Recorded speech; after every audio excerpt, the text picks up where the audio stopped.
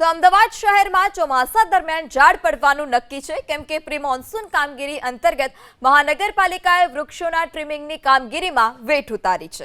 ABP અસ્મિતાની ટીમે લો garden વિસ્તારમાં reality check કર્યું તો રસ્તા પર વૃક્ષોની જોખમી ડાળી જોવા મળી। 3 વર્ષ પહેલા આ વિસ્તારમાં ઝાડ પડતા એક વ્યક્તિનું મોત નીપજ્યું હતું।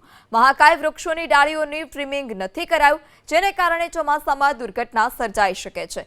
પશ્ચિમ ઝોનમાં 589 વૃક્ષો જે છે તે ભયજનક છે, જેમાંથી 540 વૃક્ષોનું ટ્રીમિંગ કરવામાં આવ્યું હોવાનો મહાનગરપાલિકાનો દાવો છે।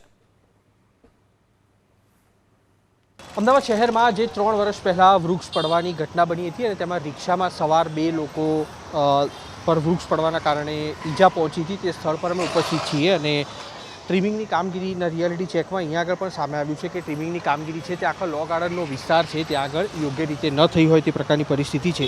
પશ્ચિમ ઝોનમાં આવતું લો ગાર્ડન જ્યાં આગળ હયાત વૃક્ષો 1663 છે અને ભયજનક વૃક્ષો જે 589 નોંધાયા છે અને તેમાંથી 540 વૃક્ષો દૂર કરાયા હોવાનો કોર્પોરેશનનો દાવો છે, પણ તેની વચ્ચે આ દ્રશ્યો જોઈને આપ અનુમાન લગાવી શકતા હશો કે અહીંયા આગળ જે લો ગાર્ડનનું બજાર ભરાય છે ત્યાં આગળ લીમડાના ઘટાટોપ વૃક્ષોના કારણે એક તરફનો આખો જે રસ્તો છે તે અત્યારે વૃક્ષની છાંયથી રોકાયેલો જોવા મળી રહ્યો છે। જોકે વૃક્ષો કાપવાના સમર્થનમાં એબીપી અસ્મિતા ક્યારેય નથી, પરંતુ જે ડાળીઓ ટ્રીમ થવી જોઈએ તે ડાળીઓ ટ્રીમ થયેલી નથી, જેના કારણે વરસાદ જેવી પરિસ્થિતિમાં ડાળીઓ વજન વધુ ધરાવતી હોવાના કારણે ડાળીઓ પડવાની અને વૃક્ષો પડવાની ઘટનાઓ છે તે ચોમાસામાં સામાન્ય બનતી જાય છે।